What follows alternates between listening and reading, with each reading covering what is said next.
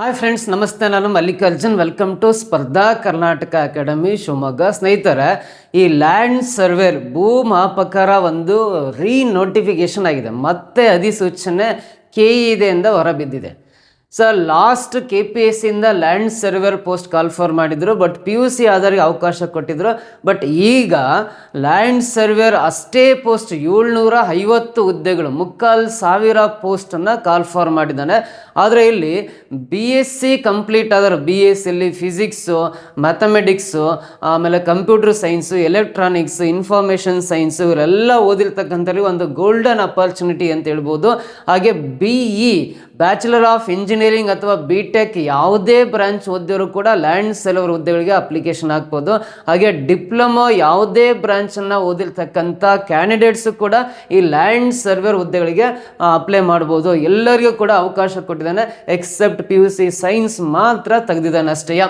So ಹಾಗಾದರೆ last ನೋಟಿಫಿಕೇಷನ್ಗೂ KPSC ಇಂದ ಮಾಡಿದ ಲಾಸ್ಟ್ ನೋಟಿಫಿಕೇಷನ್ನು ಈ ನೋಟಿಫಿಕೇಷನಲ್ಲಿ ಏನೆಲ್ಲ ಚೇಂಜಸ್ ಇದೆ ಅಂತ ಈ ವಿಡಿಯೋದಲ್ಲಿ ಡೀಟೇಲಾಗಿ ನೋಡ್ತಾ ಹೋಗೋಣ. ಸೊ ಈ ಒಂದು ಲ್ಯಾಂಡ್ ಸರ್ವೇರ್ 750 ಹುದ್ದೆಗಳಿಗೆ ಯಾವಾಗ ಅಪ್ಲೈ ಮಾಡಬೇಕು, ಯಾವ ರೀತಿ ಅಪ್ಲೈ ಮಾಡಬೇಕು, ಏನು ಸಿಲೆಬಸ್ ಇದೆ ಅಂತ ಒನ್ಸ್ ಫಾರ್ ಆಲ್ ಡಿಸ್ಕಸ್ ಮಾಡ್ತಾ ಹೋಗೋಣ. ಯಾರೆಲ್ಲ ಸ್ಪರ್ಧಾ ಕರ್ನಾಟಕ ಅಕಾಡೆಮಿ ಯೂಟ್ಯೂಬ್ ಚಾನಲ್ಗೆ ಸಬ್ಸ್ಕ್ರೈಬ್ ಆಗಿಲ್ಲ, ತಪ್ಪದೆ ಸಬ್ಸ್ಕ್ರೈಬ್ ಆಗ್ತಾ ಬನ್ನಿ. ಇಲ್ಲಿಂದ ಲ್ಯಾಂಡ್ ಸರ್ವೇರ್ ಎಕ್ಸಾಮಿಗೆ ಸಂಬಂಧಪಟ್ಟಂತೆ ಡೈಲಿ ವಿಡಿಯೋಸ್ನ ಅಪ್ಲೋಡ್ ಮಾಡ್ತಾ ಬರ್ತೀವಿ. ಹಾಗೆ ಈ ಥರ ಗೂಗಲ್ ಪ್ಲೇ ಸ್ಟೋರಲ್ಲಿ ಈ ಥರ ಲೋಗೋ ಇರ್ತಕ್ಕಂಥ ಸ್ಪರ್ಧಾ ಕರ್ನಾಟಕ ಅಕಾಡೆಮಿ ಆ್ಯಪನ್ನು ಡೌನ್ಲೋಡ್ ಮಾಡ್ಕೊಂಡ್ರಿ ಅಂದರೆ ನಿಮಗೆ ಲ್ಯಾಂಡ್ ಸರ್ವೇರ್ ಎಕ್ಸಾಮ್ಗೆ ಆನ್ಲೈನ್ ಕ್ಲಾಸಸ್ ಅವೈಲೇಬಲ್ ಇರುತ್ತೆ. ಪೇಪರ್ ಫಸ್ಟ್ಗೆ ಇರುತ್ತೆ, ಪೇಪರ್ ಸೆಕೆಂಡಿಗೆ ಕೂಡ ಕ್ಲಾಸಸ್ ಅವೈಲೇಬಲ್ ಇರುತ್ತೆ.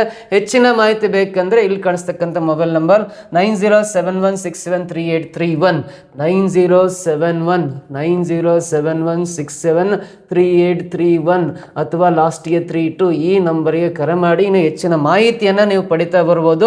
ಸರ್, ನಾನು ಕೂಡ ಲಾಸ್ಟ್ ನೋಟಿಫಿಕೇಷನಲ್ಲಿ ಲ್ಯಾಂಡ್ ಸರ್ವೇರ್ ಎಕ್ಸಾಮ್ ಅಟೆಂಡ್ ಮಾಡಿ ಆ ಎಕ್ಸಾಮಲ್ಲಿ ಸಕ್ಸಸ್ ಆಗಿರೋ ಕ್ಯಾಂಡಿಡೇಟ್, ಬಟ್ ಕೆಲಸಕ್ಕೆ ಮಾತ್ರ ಹೋಗಿಲ್ಲ ಅಷ್ಟೇ. ಎಕ್ಸಾಮ್ ಅನುಭವ ಇರೋದ್ರಿಂದ ನಿಮಗೆ ಹೇಳ್ತಾ ಇದ್ದೇನೆ. ಲ್ಯಾಂಡ್ ಸರ್ವೇರ್ ಎಕ್ಸಾಮಲ್ಲಿ ನೋಡ್ರಿ, ಈ ಸಲ RPC ಅಂದರೆ ಉಳಿಕೆ ಮೂಲ ವೃಂದ ರೆಸಿಡಿಯಲ್ ಪೇರೆಂಟ್ ಕೇಡರಲ್ಲಿ 560 ಹುದ್ದೆಗಳ ನೋಟಿಫಿಕೇಶನ್ ಬಂದಿದೆ. ಹಾಗೆ KK ಕಲ್ಯಾಣ ಕರ್ನಾಟಕ ಭಾಗದಲ್ಲಿ 190 ಹುದ್ದೆಗಳು, ಇವೆರಡೂ ಸೇರಿ ಟೋಟಲ್ ಎಷ್ಟಾಗುತ್ತೆ ಅಂದರೆ 750 ಹುದ್ದೆಗಳ ನೋಟಿಫಿಕೇಶನ್ ಹೊರಬಿದ್ದಿದೆ. ಸೊ ಈ 750 ಹುದ್ದೆಗಳಿಗೆ ಯಾರೆಲ್ಲ ಅಪ್ಲೈ ಮಾಡ್ಬೋದು ಅಂತ ನೋಡೋದಾದರೆ, ಯಾರು ಅಪ್ಲೈ ಮಾಡ್ಬೋದು ಅಂದರೆ ಕಾನೂನು ಅಡಿಯಲ್ಲಿ ಸ್ಥಾಪಿತವಾದ ವಿಶ್ವವಿದ್ಯಾಲಯದಿಂದ ಎಂಜಿನಿಯರಿಂಗ್ ಅಥವಾ ತಂತ್ರಜ್ಞಾನದಲ್ಲಿ ಯಾವುದೇ ಪದವಿ ಹೊಂದಿರಬೇಕು. ಸೊ ಅಂದರೆ ಎಂಜಿನಿಯರಿಂಗ್ BE ಗ್ರಾಜ್ಯುಯೇಟ್, BE ಆಗಿರ್ಬೇಕು ಅಥವಾ BTech ಆದರೂ ಕೂಡ ಅಪ್ಲೈ ಮಾಡ್ಬೋದು. ಯಾವುದೇ ಬ್ರ್ಯಾಂಚ್ ಆಗಿರ್ಬೋದು. ರೆಕಗ್ನೈಸ್ಡ್ ಯೂನಿವರ್ಸಿಟಿಯಿಂದ BE ಅಥವಾ BTechನ ಪದವಿ ಪಡೆದಕ್ಕಂಥ ಕ್ಯಾಂಡಿಡೇಟ್ಸ್ ಈ ಭೂಮಾಪಕರು ಲ್ಯಾಂಡ್ ಸರ್ವೇರ್ ಹುದ್ದೆಗೆ ಅಪ್ಲೈ ಮಾಡ್ಬೋದು.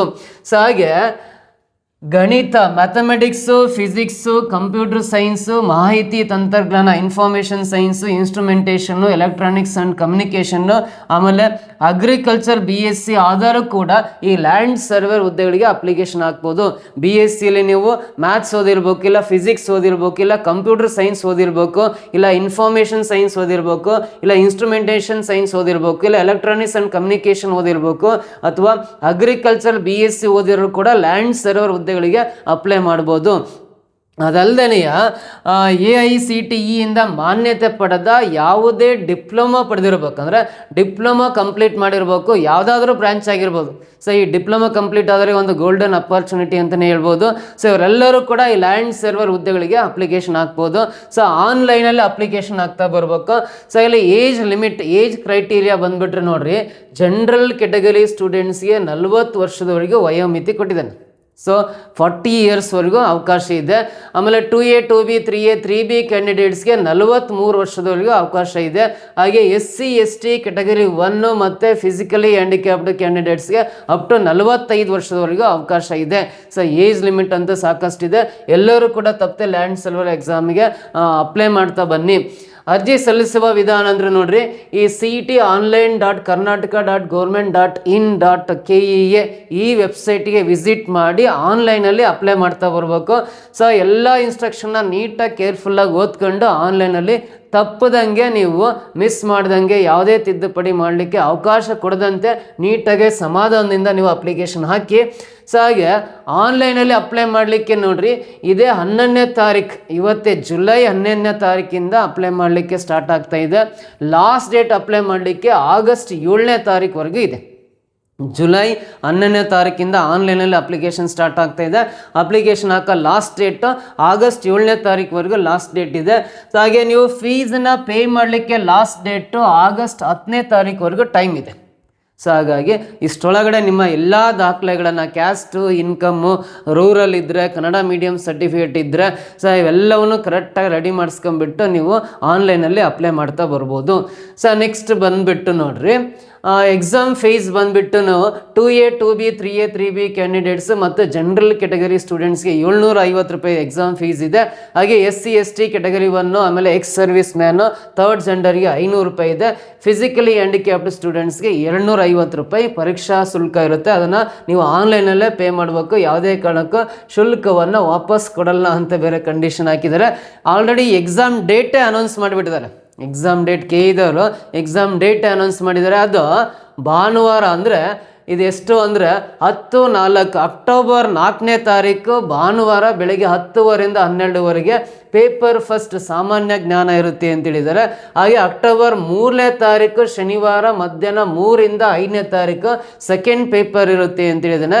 ಸೊ ಇಲ್ಲಿ ಏನು ಕೋಯಿನ್ಸೈಡ್ ಅಂದರೆ ಅಲ್ಲಿ ಕೂಡ VA ಎಕ್ಸಾಮ್, VAO ಅಂತ ಕರಿತೀವಲ್ಲ, ವಿಲೇಜ್ ಅಡ್ಮಿನಿಸ್ಟ್ರೇಟಿವ್ ಆಫೀಸರ್ ಎಕ್ಸಾಮು, ಇದು ಒಂದೇ ಡೇಟ್ಗಿದೆ ಅಂತ ಸುಮಾರು ಜನ ಕ್ಯಾಂಡಿಡೇಟ್ಸ್ ಹೇಳ್ತಾರೆ.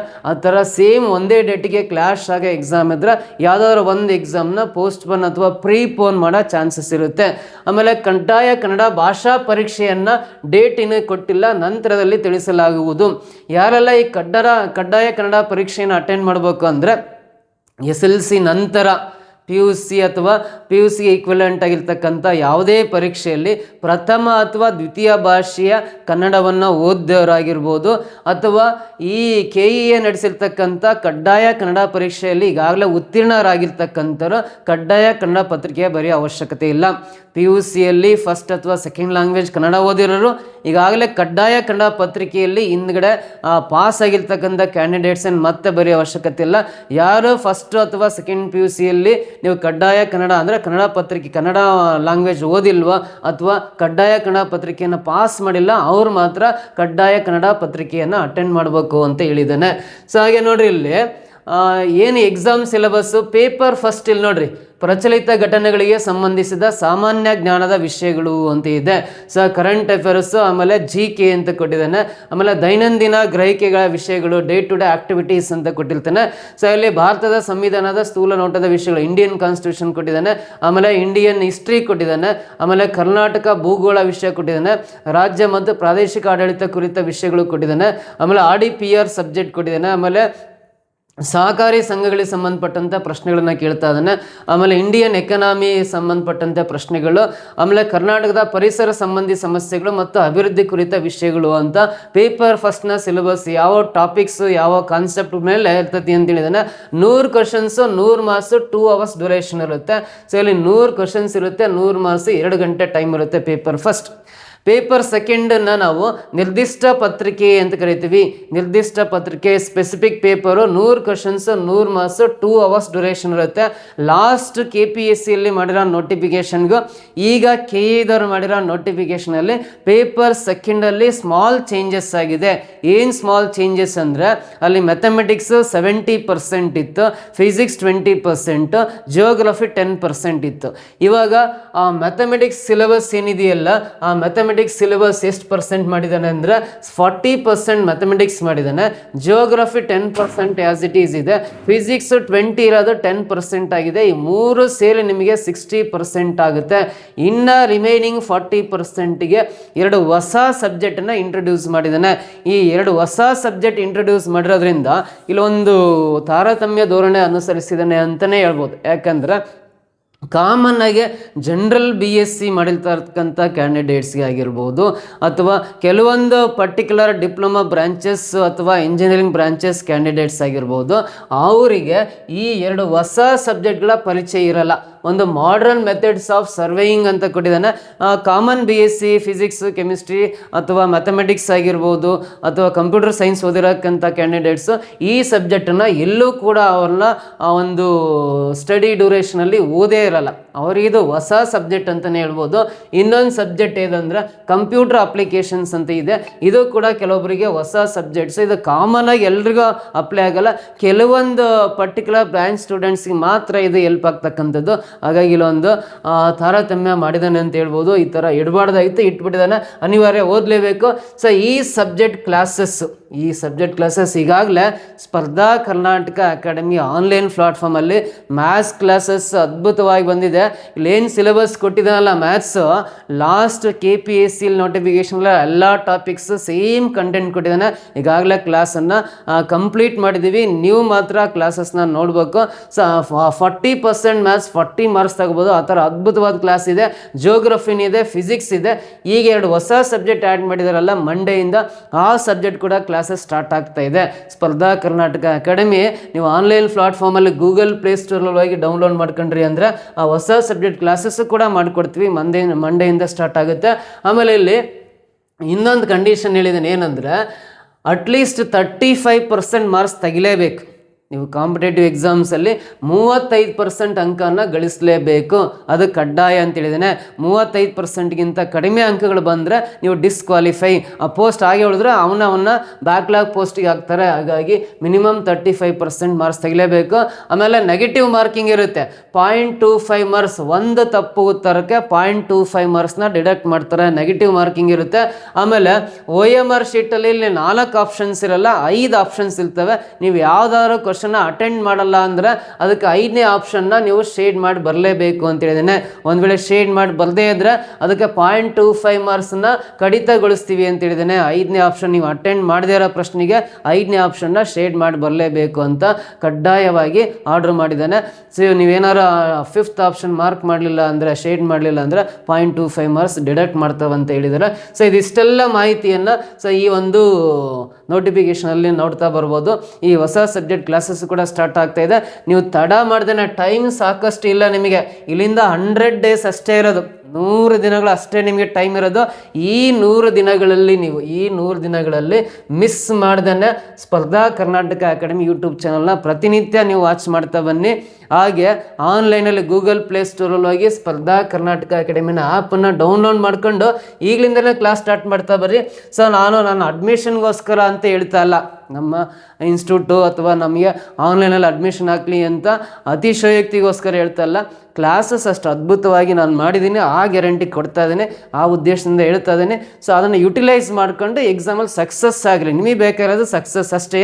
ಅದಕ್ಕೋಸ್ಕರ ಮಿಸ್ ಮಾಡಿದ್ರೆ ಸ್ಪರ್ಧಾ ಕರ್ನಾಟಕ ಅಕಾಡೆಮಿ ಆನ್ಲೈನಲ್ಲಿ ಹೋಗಿ ಗೂಗಲ್ ಪ್ಲೇಸ್ಟೋರಲ್ಲಿ ಡೌನ್ಲೋಡ್ ಮಾಡ್ಕೊಂಡು, ಸೊ ಹೆಚ್ಚಿನ ಮಾಹಿತಿ ಬೇಕಂದರೆ ಈ ನಂಬರಿಗೆ ಕರೆ ಮಾಡಿರಿ, ನಿಮಗೆ ಮೋರ್ ಇನ್ಫಾರ್ಮೇಷನ್ ಸಿಗುತ್ತೆ. ನೆಕ್ಸ್ಟ್ ಮತ್ತೆ ಅಪ್ಕಮಿಂಗ್ ವೀಡಿಯೋದಲ್ಲಿ ಮತ್ತೆ ಏನಾದ್ರು ಅಪ್ಡೇಟ್ ಇದ್ದರೆ ಮತ್ತೆ ತಿಳಿಸ್ತಾ ಬರ್ತೀನಿ. Thank you so much.